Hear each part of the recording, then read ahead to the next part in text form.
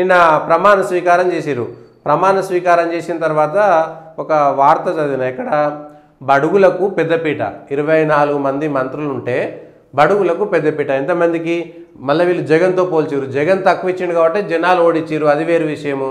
జగన్ తప్పు చేసిండు కాబట్టి ప్రజలు చిత్తుగా ఓడించినటువంటిది మనం చూసినాం.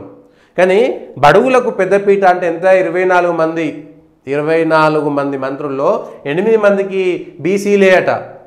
బడుగులకు పెద్దపీట అంటే 24 మందిలో 20 మంది బడుగులు అయితే పెద్దపీట అన్నట్టు. ఇది చిన్నపీట కూడా కాదు. కనీసం 24 మందిలో 8 మంది బీసీలు ఉంటే అది చిన్నపీట కూడా కాదు, అసలు పీటే లేనట్లు లెక్క. భిక్ష వేసేది ఎవరు కాదు కదా దీంట్లో.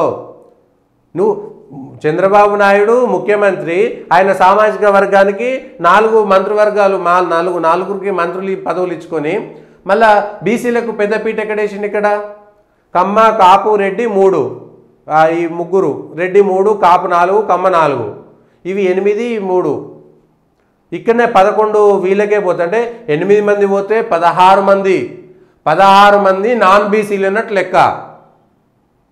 ఇక్కడ కులాల వారుగా ఓసీలు ఎంతమంది ఉన్నారో, బీసీలు ఎంతమంది ఉన్నారో చూడాలి. 2 ఎస్సీలు ఉన్నారు 16 మందిలో, 2 ఎస్సీలు ఉన్నారు, ఒక ఎస్టీ 13 మంది.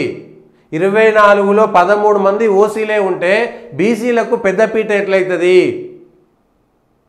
24 మందిలో ఓసీలు 13 మంది ఉంటే అంటే 50% కంటే ఎక్కువ, 60% మంది ఓసీలను పెట్టుకొని 60% మంది ఓసీలకు మంత్రి పదవులు ఇచ్చి బీసీలకు 50% కూడా ఇవ్వలేదు. ఇక్కడ 12 మంది ఇస్తే 54%, 50%, అంటే 30% ఇచ్చి బీసీలకు బడుగులకు పెద్దపీట ఎట్లయితుంది? ఇందులో ఆలోచించాల్సినటువంటి విషయం.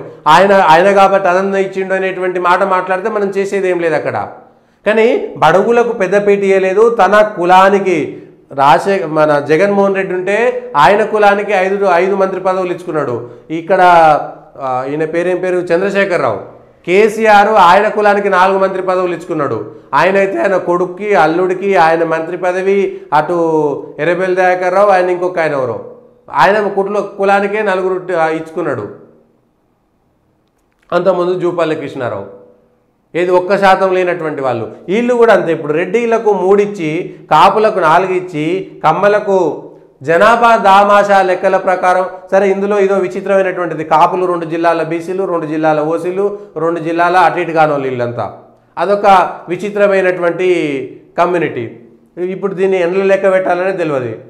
సొంత కులానికి 4 ఇచ్చుకొని, సొంత కొడుకు మంత్రి పదవి ఇచ్చుకొని ఆయన ముఖ్యమంత్రి అయ్యి మిగిలిన అందరికీ ఏదో దానం చేసినట్టుగా, ధర్మం చేసినట్టుగా. దానం ధర్మం చేసేటువంటిది కాదు కదా. నీకు అఫీషియల్గా నీకు ఇచ్చింది ఇవ్వకపోయినా కొడతారా అంటే కొట్టరు. ప్రజలు ఓట్లతోటి తర్వాత చూపిస్తారు, 5 ఏళ్ల తర్వాత. ఇప్పుడు అనుభవించవచ్చు. కానీ బడుగులకు పెద్దపీట. టీడీపీలో బీసీలకు ఎన్ని టికెట్లు ఇచ్చారు? ఆ లెక్కన వైఎస్ఆర్సీపీ ఎక్కువ టికెట్లు ఇచ్చింది బీసీలకు. మొన్న ఎన్నికల్లో ఎక్కువ టికెట్లు బీసీలకే ఇచ్చింది. సొంత కులానికి 24 టికెట్లు ఇచ్చుకున్నాడు. 4%, 2%, 3% కూడా లేనటువంటి కులానికి, సొంత కులానికి 24 టికెట్లు ఇచ్చుకొని బీసీల పార్టీ ఎట్లయితుంది? సో తెలుగుదేశం పార్టీ బీసీలు ఎప్పుడు బీసీల పార్టీ కానే కాదు. తెలుగుదేశం పార్టీ వాళ్ళ కుల పార్టీ అనేటువంటిది, వాళ్ళ కుటుంబ పార్టీ అనేటువంటిది మొదటి నుంచి ఉన్నది. తప్పనిసరి పరిస్థితుల్లో అందరికీ ఇవ్వడమే. ఎస్సీ రిజర్వేషన్లో ఒకటి ఇచ్చింది, ఇవ్వాల్సినటువంటి పరిస్థితి తప్ప ఎక్కడ కూడా వీళ్ళకి ఇచ్చింది ఏమున్నది? అందులో బీసీలకు బడుగులకు పెద్దపీట ఎక్కడ వేయలేదు. బడుగులకు పెద్దపీట ఎక్కడ వేయలేదు. అన్నీ ఉన్న పీటను కూడా తీసేసిరు. పోయినసారి తక్కువ ఇచ్చిరు. అంతకుముందు 7 ఉండే, ఇప్పుడు 8 మంది అయ్యారు. ఒక ముస్లింకి ఇవ్వాలంటే ఒక ముస్లింకి ఇచ్చిరు లెక్కలు. కానీ బీసీలకు 50% ఇచ్చిరా? ఆంధ్రప్రదేశ్లో బీసీల జనాభా ఎంత? కమ్మల జనాభా ఎంత? కాపుల జనాభా ఎంత? రెడ్డిల జనాభా ఎంత? ఎస్సీల జనాభా ఎంత? ఎస్టీల జనాభా ఎంత?